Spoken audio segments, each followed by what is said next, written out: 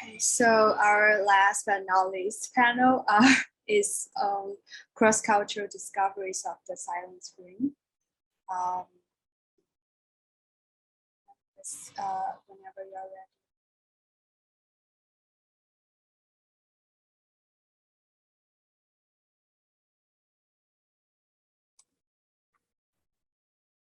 Hi, Mina. Hello. Hi, Yilong. Hi, Professor Harris. Thanks so much for setting this all up. Thank you for it's wonderful. And let's see here.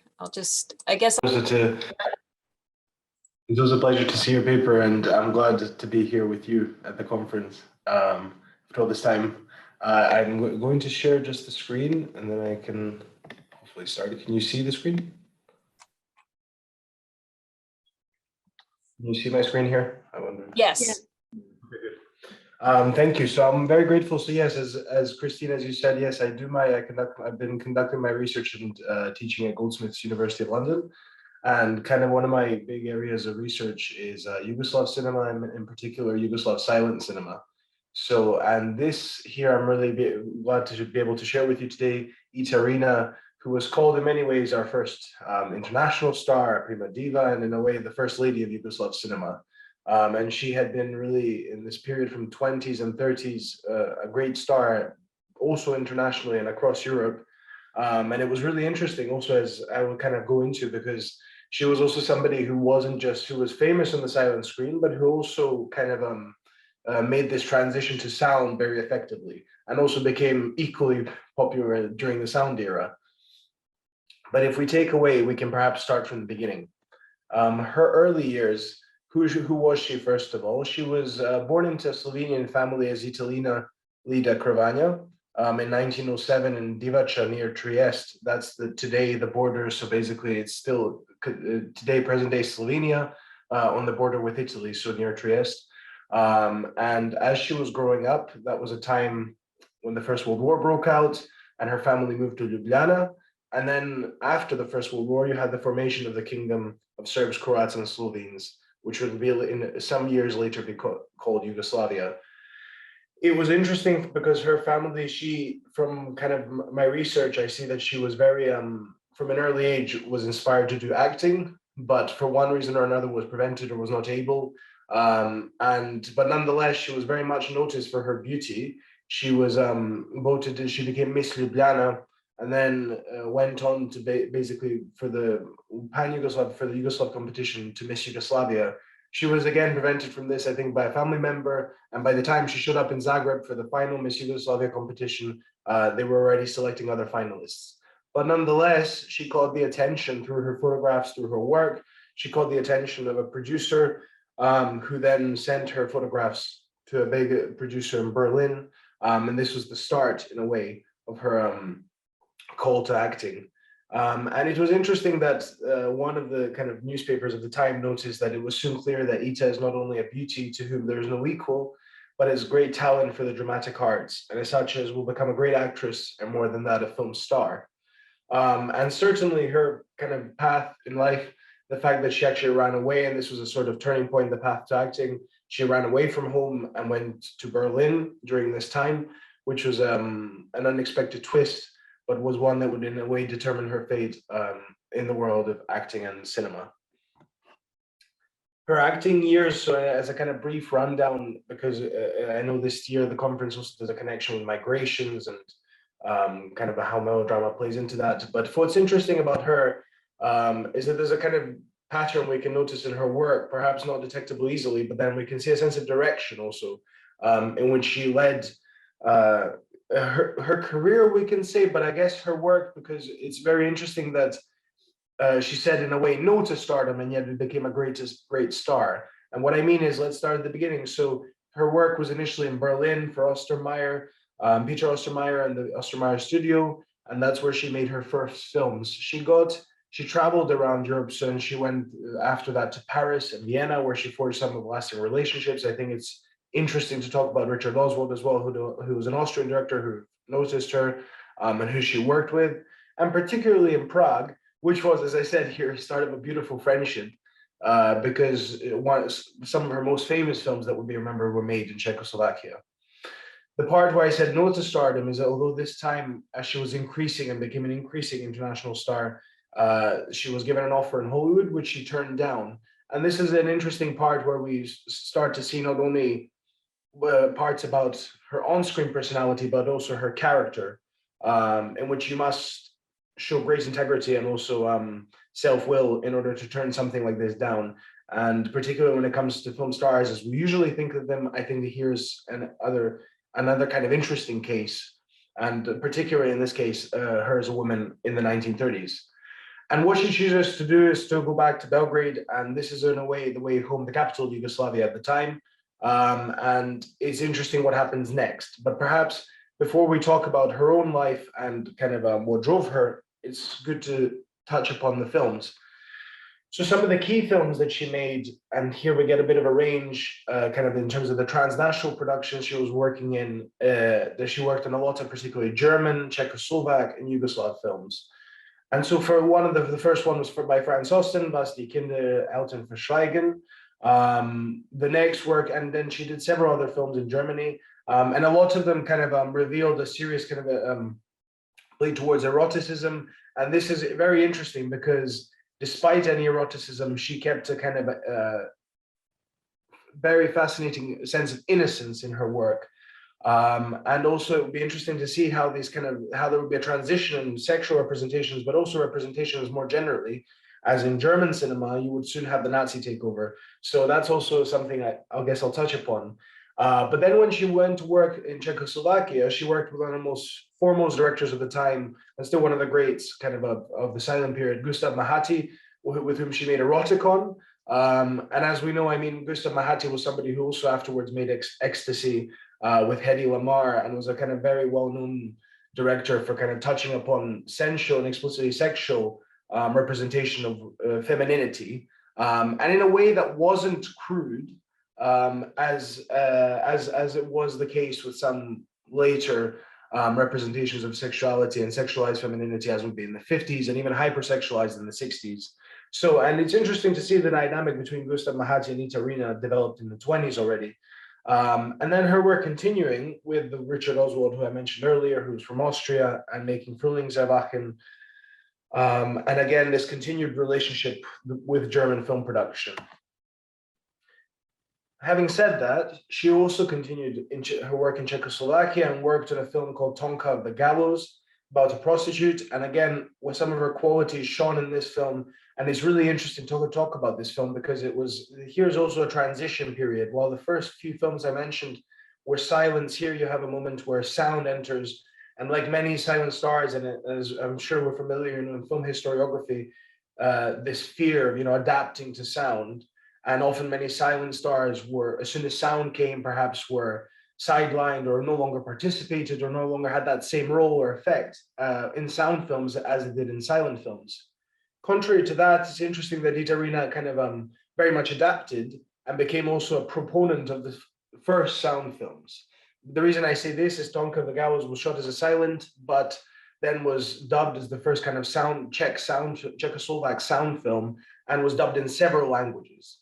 So it's interesting to see this sudden transition from a silent screen star, from a personality that goes first and foremost aesthetically and communicates aesthetically, and then also to this dramatic shift to sound in several different languages and in transnational, I mean terms as well. Another film that kind of speaks to that is Life Goes On, which was shot also in 3 different languages. It was, I mean, in German, I think it's German, French, and Serbo-Croatian. And this was a kind of production that went back to Yugoslavia, that saw her coming back to her home country. And it's also interesting when I say here further 1930s productions, because at this point, this is also when you have the Nazi takeover. So there's a continued work with German film production, but as we have the rise of the Nazis, interesting to see how this shifts, because eventually she stars in several more films that are German or co-productions with Yugoslavia. But eventually this relationship is cut short, particularly as we have the onset of the Second World War. And this is the moment where she pulls out of public life very suddenly, essentially at the peak of her fame and the film she starred in and kind of her greatness. Really, she pulls out of public life, moves to Belgrade, marries a Serbian engineer that she had met while abroad, even changes her name and essentially moves out of the world of cinema. And one of the last films she stars in, after so long time after the war, well into the 60s, is by then the very famous director Veljko Bulajic, who was later very well known for making like war films, partisan films, kind of blur. And in that post-war period, he has his own sensibility. And this particular film, Atomic War Bride, or War, the literal translation from Serbo-Croatian, in which she starred in, that was her last work, essentially. But before we touch upon her own character, just to draw out some of the features of what we've spoken about here, what comes out in her work is these tensions that I've kind of tried to summarize here for you, and which we can discuss. And this tension between eroticism and innocence, the fact that her performances, and even through some of these images I've tried to show in the presentation, that there's always this wonderful tension in a very strange way, then in which we have eroticism in her films, in a way that isn't vulgar, but also that harkens back to a certain innocence. And the way we see happiness, but also at the same time, immense sorrow. And this was something I will put up, I think, in the next slide, which people noticed through her eyes, through her personality, that she was able to capture.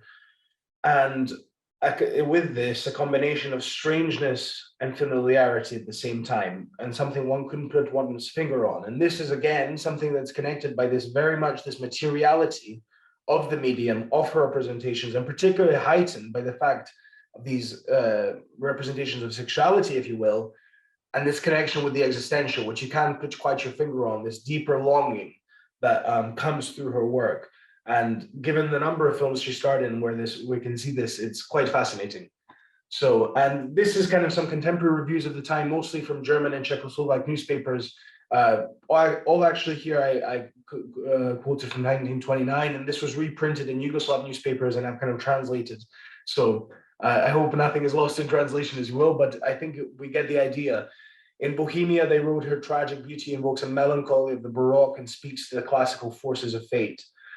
Another narrative, and that was a German newspaper at the time, and Narodni Listy, a Czechoslovak one, said the center of attention was Ita, a young actress with impeccable qualities, gracing movement and expression. And I must say that with her arises, this is the writer saying, a great performer of tragedy. It's interesting to see that she's noticed for her tragedy, but also her beauty and the way she can enact tragedy. And I kind of left this image because I put this image here because I think it's a good example of how you see this moment of really traditionalism and modernity kind of clashing. And these differences I talked about earlier, slight heightened eroticism, but also an innocence and a longing for peace, if you will, that comes through. And I particularly love the last quote. It is through details that she touches the nerves in ways both exciting and fascinating, but which reveal above all a spiritual culture. Truly expressive and photogenic, her beautiful deep eyes, willowy figure, and elegance accentuate her splendid performance. So, and I think here come out some of the elements about her personality as a kind of star, as a great actress, but also what made her so I think appealing to audiences of the time, and most importantly, what made her resonate with them.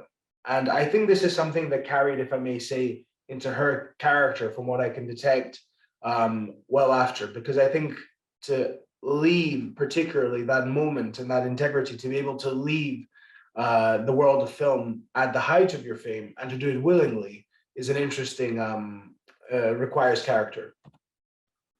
So a few notes, I mean, just to say, is performing in cross-cultural contexts here, because I had mentioned Germany, Yugoslavia, Czechoslovakia, and here we see subtle kind of differences, you know, in which she kind of transcended sexual, national, and ethnic lines.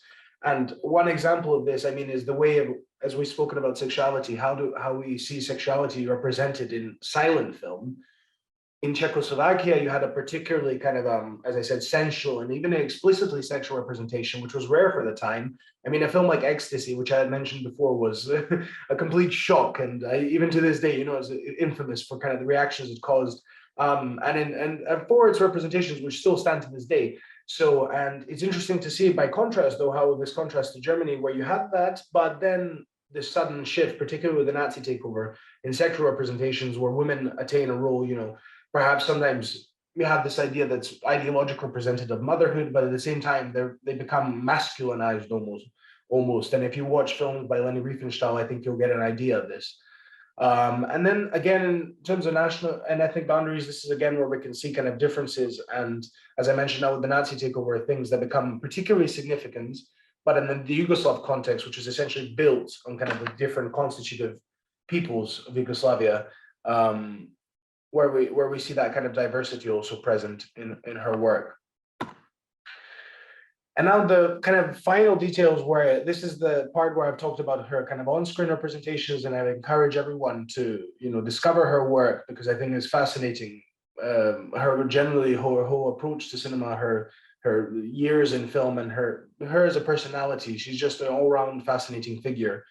And this is to give you an idea about a bit of her life beyond the screen, and what I talked about, what I've touched several times upon now. So in the 1930s, just at the height of her fame, she basically, she's baptized in the Orthodox Church. She moves to Belgrade with her husband and changes even her name. She receives the baptized name Tamara, I should say Tamara, yeah, yes, and Georgievich after her husband. And essentially she becomes a mother. She turns to family life, but with great commitment. You have, if you read particularly dailies at the time, and even afterwards, this is also a shock. This is first seen as a shock to kind of national and international newspapers, because you have headlines, for example, like, oh, Ita got married, unthinkable, or something like this. But actually, perhaps what these newspapers missed is a great part of her personality, which then comes to the fore. And it's her commitment to family life, and the way she kind of eventually, by the end of the 1930s, is entirely committed to this. And then we have, and moves from the world of cinema entirely. We have the Second World War. We have great notes of how she spent time in Belgrade, Brnjačka Banja, and other places in solitude, basically with her family, and never appearing in film. And afterwards, you have a new film industry being developed, which, if you know a little bit about the historiography, it was, there was a socialist. Yugoslavia became a socialist country. With new republics, new borders, but it was quite a dramatic shift, given that before it was a monarchy and built on a different model. But in any case, you have a new film industry. The film industry is nationalized, and Avila Film, the really famous great studio, which is in Belgrade, you basically have her attempting, in a way, offering her talents, coming back and saying, that she's willing to, work, but she's in a way sidelined, and she's never given another feature role. And she works for some years. The reason I mentioned Avila Film, she works for some years behind the scenes. And what's particularly nice and reveals something about her character is that she never, despite this kind of marginalization and total rejection, given her previous fame, she never appears bitter in any of her interviews. There were tons of interviews later done with her by various different newspapers in Yugoslavia, and she always talks warmly, kindly, and with the greatest sincerity. And it's interesting, and even with age, and it's interesting to see how, in a way, she retains this kind of personality in public life, where she's interviewed, and then she's again rediscovered by newspapers and finally, and by archives, as kind of our first international star, the first diva, and the first lady of Yugoslav cinema, as some then started referring to her, and noticing, really her significance. And as I mentioned, she did do one film, the Rat, Atomic War Bride, in 1960, but most of her years were spent in the home. And I've read a little bit more about her time here, and it's wonderful to see, as I mentioned, her sincerity, her character, to see her interviews, to see how she speaks about actors of the time, and with the greatest love and respect for their work. So she mentions Pavle Vujicic and calls him the greatest actor we have, and several other Slovenian and Serbian actresses that she very much respects and values, and talks about their foremost qualities. So it's interesting, as a person, she always defers to others, despite her great fame, which no one else had in Yugoslavia, and particularly such an early time. So it's interesting to see that being developed and maintained. And here I put a picture of her, one of her later photos as she grew older. And at last, she had died when in the late 70s, in 1979, in Budva on the coast, so in the coast of Montenegro. and the kind of really classical old town. And that was the time of also one of the famous earthquakes that shook up the town. And she had appeared in the final. She had appeared as like basically her life when she had died. Her death was mourned with great sorrow, both by local people who had gotten to know her, unrelated to her film kind of, and perhaps many who didn't know about her film days. And then, of course, in kind of journals, and she reappeared. Her obituaries reappeared, and her work was rediscovered. And finally, we had a kind of sometime later, particularly in the late 90s, 2000s, you had, but having said that, her work was being continuously rediscovered in Yugoslavia. And then in 2000, you had also a retrospective done of her work at the Belgrade International Film Festival and in collaboration with Yugoslav Cinematheque. So and it's then her work was also written now and in a way is continuously now being rediscovered for new generations, and in her also in her home of Slovenia, which has two cinematheques, which also do a lot of great work on her. So some conclusions to finish. Perhaps I hope I haven't taken too much of our time, but I look forward to kind of opening up this discussion and hearing what you think. Some main points as an international star and as kind of promoting transnational modes of production, particularly in a period where this was perhaps increasingly difficult with I gave you the example of Nazi Germany. This is something I also studied, but this kind of building this reputation, particularly in this time, is a fascinating and exemplary in the case of film history. And also being an icon of silent film and then suddenly sound film as well is a remarkable achievement. Film culture in Yugoslavia, this is something I'm kind of pointing to. This points to kind of the hybridity and diversity of film culture in Yugoslavia, which sadly I did not have time to maybe focus on so much here, but which I would like to open the further discussion for. And this is what I said, no more silence, this question. And I took this from an article I discovered, and this kind of shock with the coming of sound. And the fact that she had appeared in so many sound films with equal zeal and also with equal recognition is an achievement in itself, but it's also perhaps worthy of study, and why I'm kind of sharing with you is it's worth studying further in terms of kind of comparing what it was that made silent film stars so successful and what it was perhaps that kept them, perhaps made them lose their success and or continue it with the coming of sound, whether it was the terms of production, whether it was particular kind of qualities of characters and stars in particular, or whether it was something else, yet again, something to do with the film culture of the specific country in which they were working in, or perhaps again, the transnational context in which they moved, which was again, rare for the time. There are of course exceptions, and there are great stars in the beginning who do this, but in this kind of transnational and international mode, Itarina is a perfect example for this transition between the silent screen and the coming of sound. And her work, I think, can help us to understand the historical role of women and the silent screen. This is both connected to Yugoslavia, to the Balkans, but also in the Balkan Peninsula, but also more widely to Europe. And when we speak about world cinema and how we speak about silent film in the history of world cinema. So finally, I've included a little bit of a photo just to give an idea of a bit of the humor when I said about her character, and this is perhaps where I'll finish. What I like to compare here is, we have this scene of the domestic space that was publicized in the very prestigious Belgrade newspaper Politika, and then I think you see a little bit more about this contrast of someone who was able to, rule in a way the domestic space, but also the most the greatest outdoors, and the character and the greatness that she had. And this is what made her, particularly when we speak about stars, where vanity is often not only, isn't recognized as a danger, but is often seen as an asset when we think about how film stars are usually represented. And what triumphed here in the case of her life is a great humility that's really remarkable. And instead of the ego, you know, being fed, and this is what we spoke about, and well, this is what we touched upon in terms of the film star again, the ego, and the fact that she had this ability, you know, to withdraw at the height of her fame, and to build this, you know, the sense of mutual love and understanding all her life. is what made her really, in the true sense of the world, a true star of the silent screen. I would like to thank the Yugoslav Cinematheque here and open the floor for discussion. So, and thank you very much.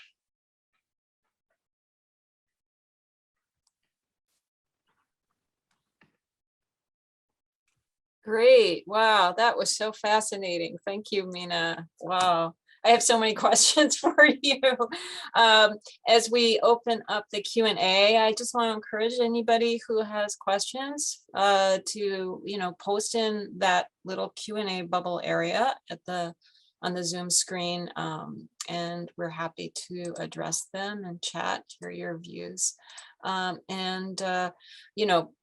to give people time to formulate or post their questions. I have a question for you. I can start out with some questions for you, Mina.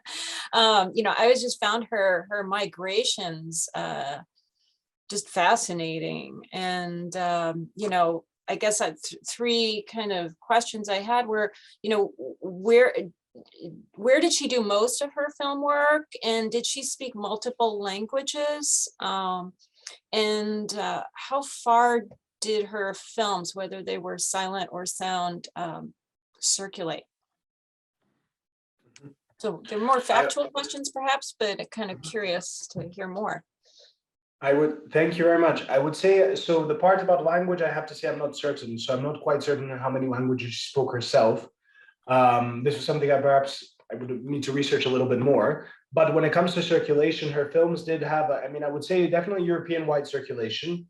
In terms of international kind of reception, whether her films made it, I guess I would say there was as well, because obviously the fact that she was offered, to come to Hollywood, this kind of means that, her kind of also reception in the United States and more widely was very much acknowledged. So, but the fact perhaps that she had made this rejection, I'm not sure if this is perhaps another chapter to open up, whether this had actually made her, her films even more successful or less successful abroad. I mean, when I say abroad, I mean also beyond Europe. So, but when it comes to her films, I would say there's a little bit of an equal balance. So she featured in an equal number of like German films, Czechoslovak films. So perhaps I would have to count perhaps like around, let's say 5 or something, like there would be German films and then Czechoslovak films equally, and then Yugoslav films even sometimes less. But it's interesting that in this period, when she returns to Yugoslavia, she also essentially maintains some of this kind of relationship with the transnational mode. So a film like Life Goes On, it's co-directed by a German and a Czech, and it's interesting to see that dynamic develop. And it's also shot, as I said, in Serbo-Croatian. So I'm not sure, like, because she was a silent star, I'm not sure exactly, whether even languages, this is the thing we had talked about. I'm not sure if language was such an important issue at that point, but then it suddenly became a very important issue. So that's why what you said, it raises an interesting point. I would need to look into that a little bit more. But definitely I would say there was a bit of an equal balance between her Czechoslovak, German work, Yugoslav work as well, but I would say even the Yugoslav work was often always a co-production. So they kind of in that sense, they kind of form an interesting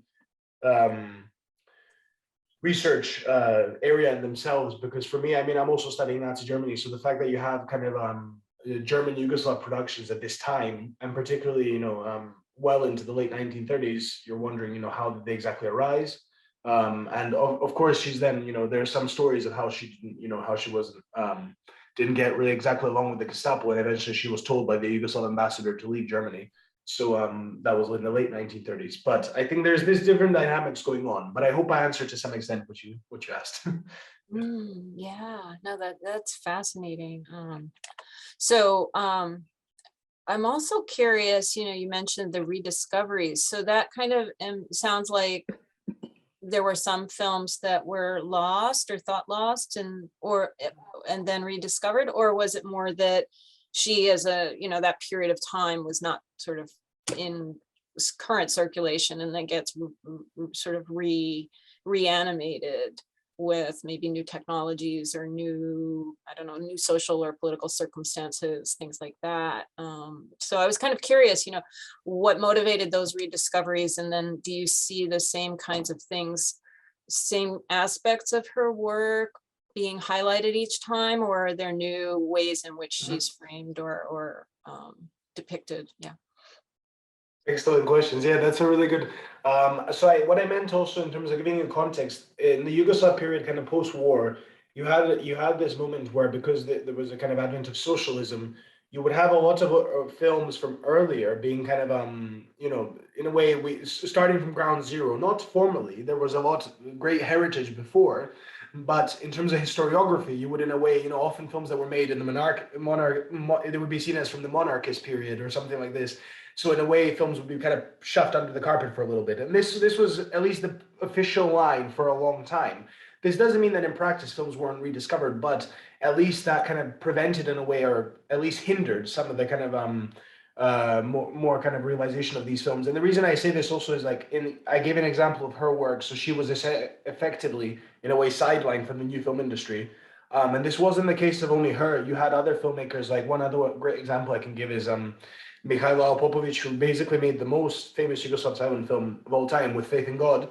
He continued to work, but only in the capacity as cinematographer, and never made another film essentially like as a director again. So that was some of the kind of cultural context after. But having said that, I also study the kind of Yugoslav films that are made post-war. So there's fascinating work done, but I'm saying there's also a dramatic shift in terms of what's and also how earlier work is perceived.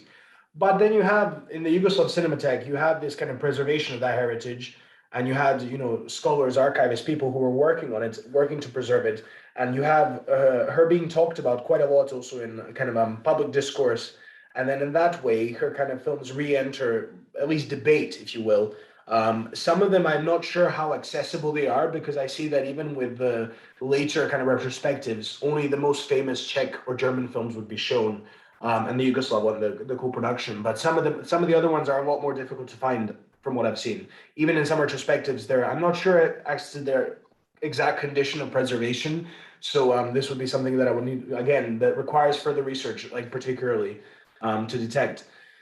But when it comes to, as you said, rediscovery, I would say there was a kind of level of rediscovery in Yugoslavia and post-Yugoslavia, and then there's an international component which I would say was almost perhaps forgotten. There actually, I would say there's also in Czech Republic, there's also her work being preserved for her films like Eroticon and the first Czech sound film, Tonka of the Gallows. So those are still some of the most famous Czech films.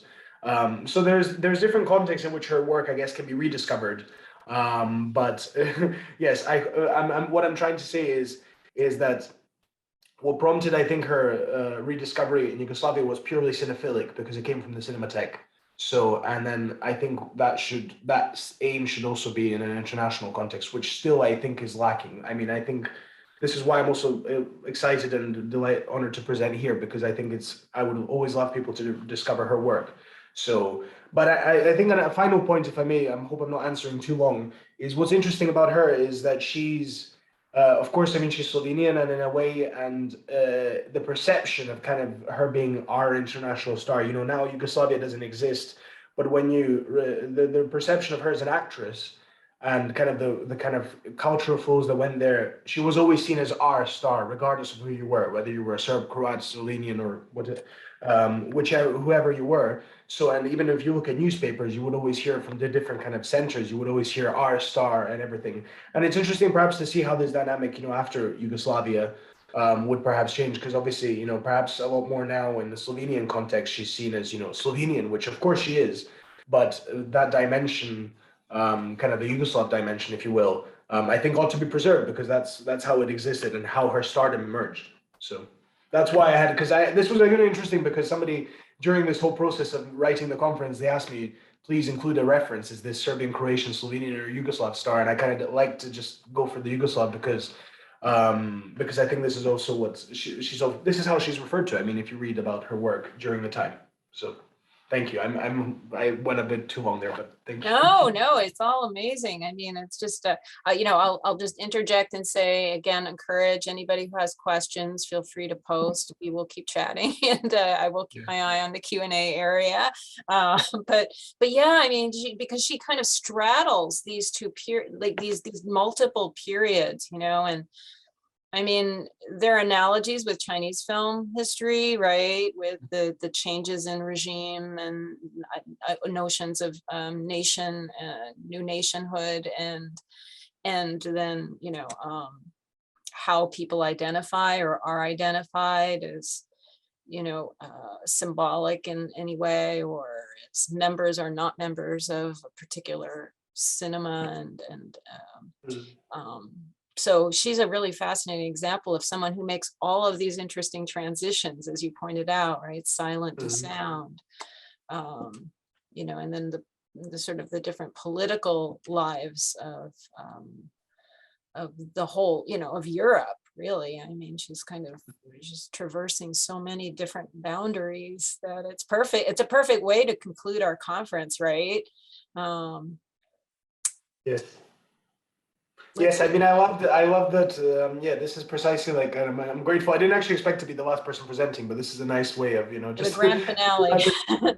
Grand finale, exactly. No, so presenting her work is like a really nice way of kind of connecting all these different elements, and particularly migrations, because as I said, this 30s period is, a great period when it's really a unique period, where when you can do this. And when I thought about it, just took a step back and thought, okay, well, actually, she's advertised equally heavily in the first sound film. So you're wondering, how did she manage to do it?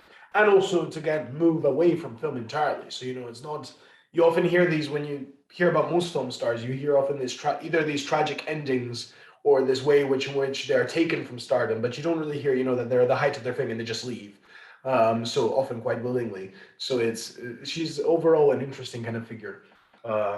And yeah, and I particularly like, this was what I mentioned, the post-war years, is that actually, despite everything that happened to her, she in a way was always engaging with the new film culture and saying, this is the greatest actor we have, and particularly this is what I said, this perception and reception of Yugoslav cinema. It wasn't, it connected all the different countries that perhaps are now, separate countries formerly, but there was kind of a unique heritage, basically. Yeah. Yeah. Did she write a memoir? Well, I need to actually, I think all her, I would love to read it as well. I haven't read it. I don't know, because I think there is quite a lot of her kind of own writing, and whether it be also through interviews, but it's preserved in the Cinematheque. So this is why I mentioned I'm grateful to the Yugoslav Cinematheque, because they provided kind of essentially a dossier of her work and her interviews and her critiques. But this is something I would need to, I would love to read, because I'm not quite sure if she actually wrote. It wasn't ever, from what I know, it was never publicized in, greatly, but perhaps I'm mistaken. So this is something I would need to discover as well. That's something I want to keep in touch with you and hear more. I'm just so intrigued. I see that Iman Wang, Professor Wang, has her hand raised, and so Yulong, how does this work? I think I can actually speak. It's good to hear your voice. That's enough. Sorry, I didn't mean to barge into the terrain of the panel, but I thought, so because happy. I have Q&A, yes. Yeah, I have a question for each of you, so I figured it would be faster for me to talk instead of typing. So for Kristine, it was such a fascinating talk, and I've been wondering for the longest time, who this Hua Luoshen Furen, right? I've been wondering for the longest time, I was wanting to know more about her. So thank you so much for digging out all the, complicated, interesting story about her behind the scenes. So I'm also really struck by the kind of paratexts that you referenced in your presentation, with her signature, with her sort of like her olive branch that she extended to the readers and potentially the film audience, right? Because she wanted it to be filmed. So, I was wondering, do you have a sort of like a broader way of thinking about, maybe a more kind of like systemic methodological way of thinking about incorporating the novelist's own handwriting into your research as a mode of authorship, but then it's also an authorship that constantly revises itself, right? Because she constantly updated and sort of like, address different audience and so on, right? So I'm just really curious, really struck by your findings, and wanting to know where you found those materials, and also thinking about how if you have a methodological kind of like a framework for these paratexts. And my question for Mina, and also thanks for so much for an eye-opening talk. So you mentioned that when she was referenced in the contemporary publicity, she was known as a Yugoslavian star. So I would like to know more about that kind of what that meant for the contemporary audience as a Yugoslavian star. Is that is Yugoslavia a national reference, or is it more an ethnic reference? So Kristine, should I answer? Or would you like? Yeah, to I would talk let you. I would say go Okay. ahead and answer. Yeah, while so it's fresh. thank you for the great questions. I had yes, so I would say it's a national marker because it's not ethnic. I mean, in the sense that in the same way, I guess you would say British or something, or if it's it's a kind of above it was a connector that was made because initially what was when the kingdom was founded, this kind of united the three kind of constituted peoples that were recognized. So ethnicities: Serbs, Croats, Slovenes. Those are the ethnic kind of if you will, backgrounds. So it was precisely what I was trying to say is precisely there wasn't kind of an emphasis on her ethnicity. Because it almost, I mean, of course, people knew that, that she was Slovenian, but it didn't almost matter because, she was a Yugoslav star. So in that way, she kind of connected all the peoples that were, lived in Yugoslavia. So it wasn't, so yes, I would say it was more kind of a national kind of marker, but it's interesting to see particularly that, even carry over in the transnational context. So she wasn't, seen as a German, or despite the fact that her first film was made in Germany, she wasn't seen as a German star, as a Czech star. So she was still recognized as a Yugoslav star. So that's an interesting dimension in itself. But yes, the name change happened essentially in the late 20s to Yugoslavia, which basically just means the land of South Slavs. So it was kind of this connector that was seen. That was seen. The name had also existed before, but that was the kind of idea. So the reason I compare it to Britain is, I mean, perhaps you have a similar context. Whether you say English, Scottish, but then you say British, so it's you have a little bit of a carryover. Yeah, and to respond to Iman's really fascinating question, yeah, I mean, it basically, thinking about these paratexts, it really emerged very organically as I was trying to figure out who this person was. And as I kind of looked and looked, I realized that she did, and I was kind of trying to track where she was at various times because she traveled a lot, and I was thinking about mobility and migration, and there are sort of clues and hints that she drops, and so I was keeping track of them, and then basically started. I guess I got sensitized to where she was making these references and started noticing them in the various books that I had been reading by her, and thinking about her as a writer and her ambition as a writer and the way that she sort of promoted and circulated her work, and the people that she was involved with who participated in that process, that I really kind of got a sense of her personality as someone who sort of operated between all of these different spheres. And it was kind of fascinating as I got further into, sort of finding material that she had written that, by hand even, that was kind of trying to make sense of her handwriting was often a challenge, because she wrote in a very florid script. And I did find it really, really useful that she had, included these inscriptions on books that, just happened to notice. And then I noticed a few more. And so it's not systematic necessarily, but they're all sort of small clues. Thank But you. yeah, if you have any kind of suggestions or feedback, happy to hear it, whether now or. Yeah, maybe later. I'm just so struck by the presence of the handwriting of someone, right, in the whole picture, because it, you know, sort of brings in a different dimension into this industrialized filmmaking thing, right? Yeah, and I mean, I think about it even in terms of the intertitles themselves. You know, I was thinking about how I would integrate the notion of the written texts in the film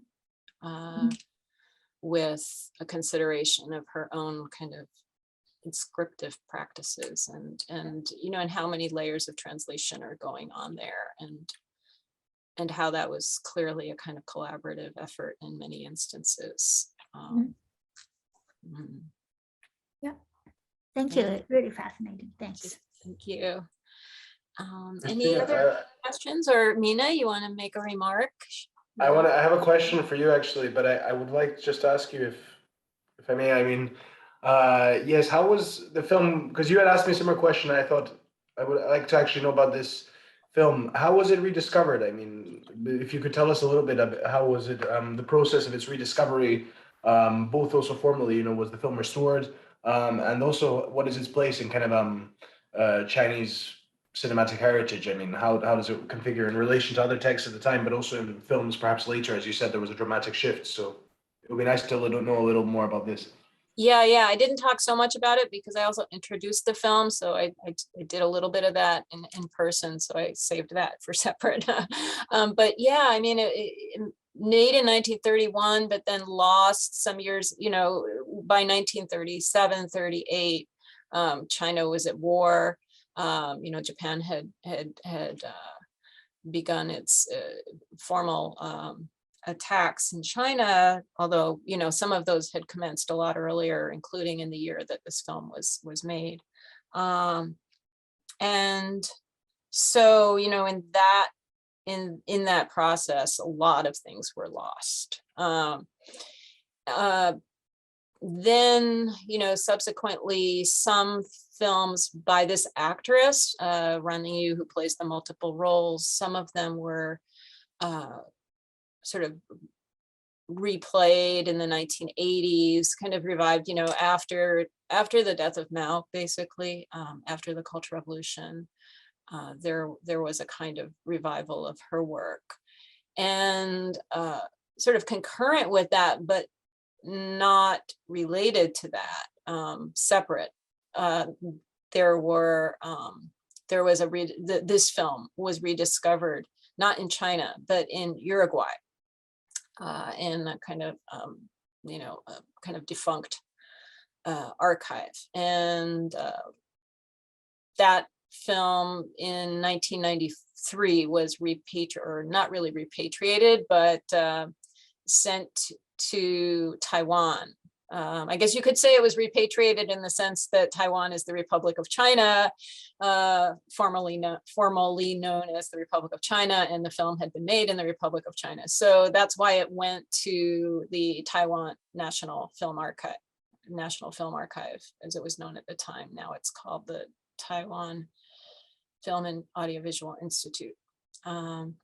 So yeah, that's how it wound up in Taiwan. And then in 2014, Immagine Ritrovata did a 2K restoration. So we're, you know, really lucky that, you know, it's just so much more viewable. I mean, the version that, you know, when it was first found in 1993 was in really bad shape in many parts, and they were almost unwatchable, especially near the end.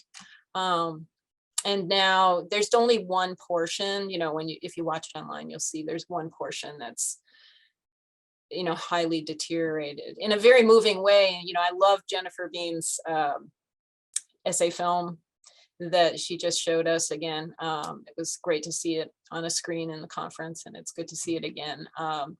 And it really kind of foregrounds the way that there is something lost over time, even as, you know, having the film also gives us a sense, sort of mobilizes the action, and enables us to see, you know, in this case, the figure of Naifan, the main character, kind of moving through the space of the city, and you know, also getting confined in some instances within, you know, the walls of various homes that she's living in. I hope that answers your question a little bit. I went on for a bit. I don't know where we're doing. Oh, we're doing like, it's like 8:50, I guess. We have about 10 more minutes if anyone has questions. Otherwise, we can, you know, happily wrap up. Or if, I don't know what Yulong thinks. How are we doing? Any other questions, folks out there? I was a DJ in college. I was on the college radio station, so I'm happy to just, you know, keep talking. To all the listeners out there. Mina, do you have any? I would like, I'm grateful. I would like to just say that yes, if anybody is in Europe in June, I was sad that I could not make this conference in person, because initially I had hoped, but then different circumstances. So, but I'll be running I'm curating a retrospective of Yugoslav cinema at Il Cinema Ritrovato in Bologna. So if you, great. Wow. if anybody has the opportunity, it's so this year's festival will be Yugoslav cinema, but this is the post-war period, so 50s, 60s. We're not doing silent films this year, but it's still a good point of rediscovery. So, but I'm very grateful, I mean, to be here, and your kind of presentation is fascinating, because I've kind of had a great interest in kind of Chinese film culture and history, but so it's always good to learn more. Yeah, you know, I'm kind of curious, like how many of the films that you're going to show from the 1950s and 60s, like some of them must have made their way to China, right? Oh yes, I did a text I can send you, which was published in the Studies in Eastern European Cinema. It was about there's a film, I mean, I'm sure one of our colleagues perhaps know more, Walter Defends Sarajevo, which was a kind of a classical epic about partisan epic, and it was like it was still to this day, I think, one of the most watched war films of all time, and that's because in China it's still it was a big hit. I have like videos of how like the actor was received in Shanghai. He's an actor, Velimir Batajevinovich. He was like, I actually did a star study on him, so, and he was kind of the major star, kind of Yugoslav star of really of all times. And you have like a video where, you know, he's talking about how when he arrived in Shanghai, like 1 million people waited for him. 1 million people. So, you know, it's like there was this kind of dimension. Yes, someone is writing, I think, that this song is famous. Yeah. So but yeah, so there's a great carryover kind of in the Chinese context. I even suggested kind of in that article, you know, we should just, that's a separate article in itself. I think there's even talks now about them remaking some of these Yugoslav films as kind of Serbian, Bosnian, Chinese co-productions. So it's interesting to see which direction that will go. So but there are definitely there are a number of films that were actually more famous kind of in China. I think from what I understood, a lot of these partisan films were received in China in the same way perhaps that James Bond is received in Britain or something, you know. So it's kind of so it's for me, it was a great kind of area. I also did some kind of showings of kind of, there's another film, Battle of Neretva, directed by Bulaich, where I had done a screening in St. Andrews, where I was prior. And yeah, I had many people, you know, Chinese colleagues and students who had come and had all wept at this film, and I thought, it can't be, you know, this is almost is too good to be true. I can't believe that, you know, people just resonate so much with it. But yeah, so but I mean, some of these films that I'll be showing, they're not so much partisan films. There are some, but it's more kind of you have some dramas and film noir, so it's a little bit, and some of the new wave films. So there's a diversity of films that hopefully people can have a chance to see. Oh my gosh, I wish I could go. Well, at least I'll get the list from you, and Thank you. hopefully one by one I can see them. And let's see. Yeah, so yeah, as Iman mentioned, that song is famous in China, right? I saw there was like beers named after him in streets, so I'm not sure. Here in streets is a good legacy, right? I mean, it's a little bit of a, you know, something you don't expect, but it's you know, I think I actually had it was a great story because I had a colleague and friend who had gone to China, and the married couple, and the husband is French and she's from Bosnia, and she said it was one of the first times, you know, that she arrived in a country and she was much more well known than his culture. You know, usually French culture is much more well, you know, is in a way people are familiar with it. But it was interesting that in China it was kind of the opposite. It was a Yugoslav culture that resonated with people a lot more. So interesting case. Yes, yes, absolutely. Any other questions, or shall we wrap up? I don't know how you feel. Yulong? Yeah. I guess we can wrap up if Yeah. no more questions. We can wait a moment. I can. Yes, you can also put your contact info in the chat, just in case people want to. Good idea. Let me find the chat again. I have all these different things open on my screen. I know it's complicated. Yeah.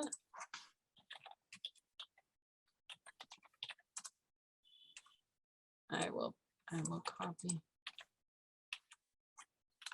It's weird how you can't copy from the chat. Yeah. It drives me nuts, but you can copy from the Q&A. Yes. Yeah. It's I've never understood. Weird setting. Yes. But I'm not going to solve Zoom problems. So for Zoom, let's see. That sounds good. Okay. Oh, good. That's the article. Yeah. Now, can I copy that? Let's see. Let me, if I click on it, then I can, you can go through the link. Save the link from the browser. Ah, das ist Walter. That was the famous line from the film. So if you watch Walter Defense Sarajevo, that's the kind of nice moment where you see that, you know, the Nazi soldier asks, you know, where is Walter, because they're looking for him for the whole film, and then it turns out that the city is Walter, so it becomes very symbolic. So it's a great twist in the film. And the film is available online in like with English subtitles. I'm not certain. So this is the thing. I'm not certain if it's got subtitles. So that's the only thing. Perhaps we will figure it out. There is somewhere. That's great. Iman, is that the song that's in Platform? Is it Platform? Which? I'm thinking about a song where they bomb the bridge. Yeah. Yeah, I think that song is, I don't know if I'm right or not. It's a really famous song. It actually also recently cropped up in remember the film title, but an Iranian film, a recent Iranian film, it also cropped up. Really? In an Iranian? Yeah. It's that film. There's no death, something like that. Something. What is that title? Yeah. Anyway, it's a kind of like a episodic or portmanteau kind of film in which the first episode is about the military man in Iran whose job is to execute inmates. Someone must have seen that film. It's really, you know, I think it just came out last year. And anyway, the song came up in that episode where one of the soldier manages to escape to avoid executing someone.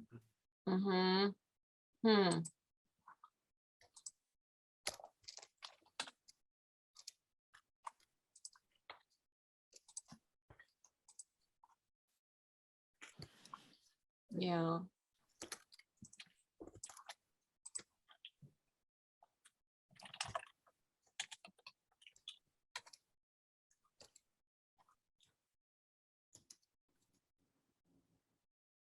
Okay, well, we're sitting here doing little searches and things, looking it up.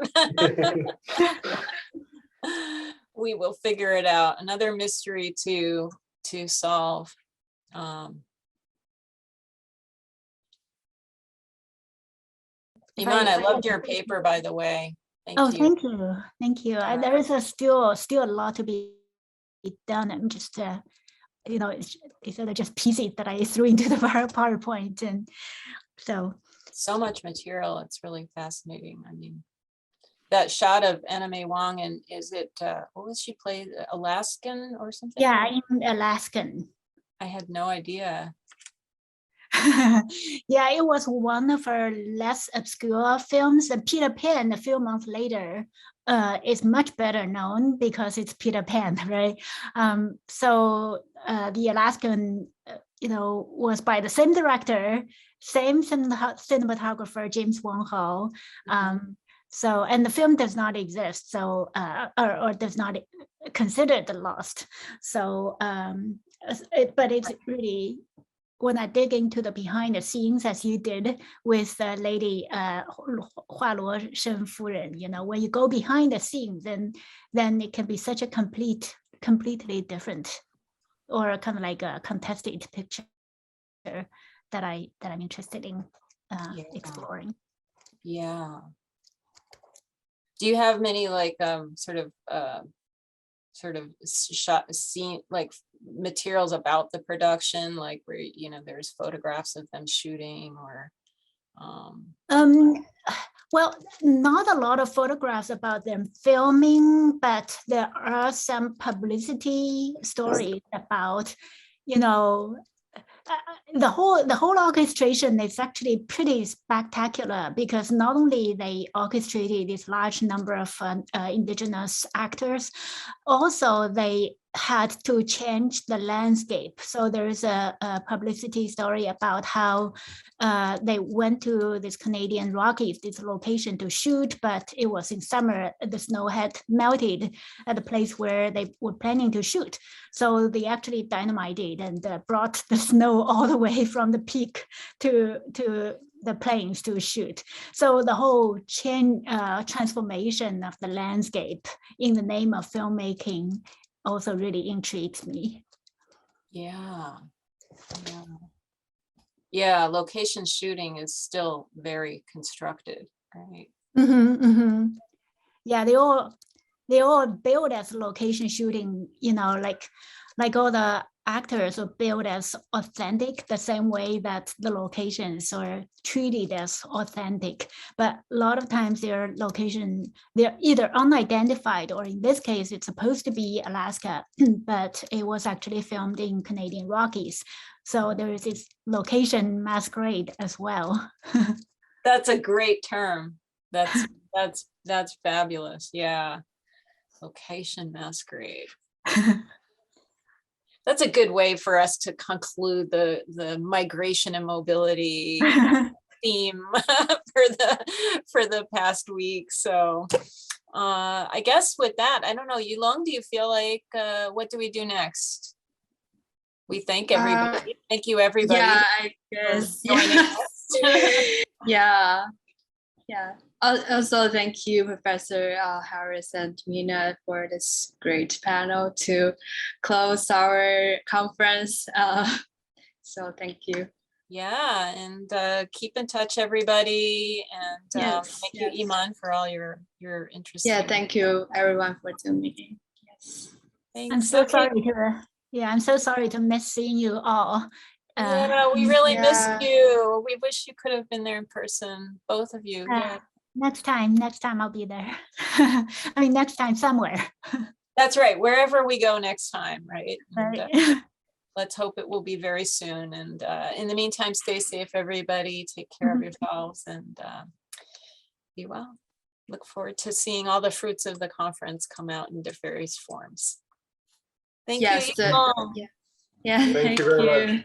Thank you so much, Yulong. You've done a great job, like running the whole online portion of the conference. Really. Thank you so much, Professor Harris. That means a lot. Thanks. Everyone. Thank you very much to you both. Bye, Mina. I don't know what time it is there. You're probably very tired. Yeah, right? very tired. 5 a.m. Thank you for, good. Thank you for staying. staying this late. Yes. It's Yeah. 2 a.m. 2 Oh, a.m. 2 a.m. Oh, wow. Wow. Yeah. Well, now you Sorry. can get a good night's sleep. So Yes, yes. Good Yes. night. thanks. Thank you. Okay, take care, everyone.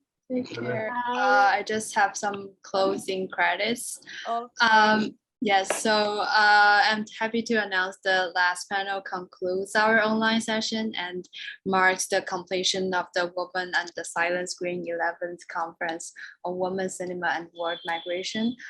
Thank you all so much for joining us on Zoom, and thanks to our presenters and speakers for your participation.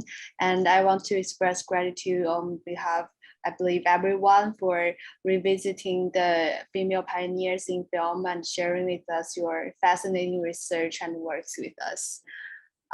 So here's some credits. Thanks to all the co-chairs, committees and coordinators and faculties of Columbia, and student workers and volunteers.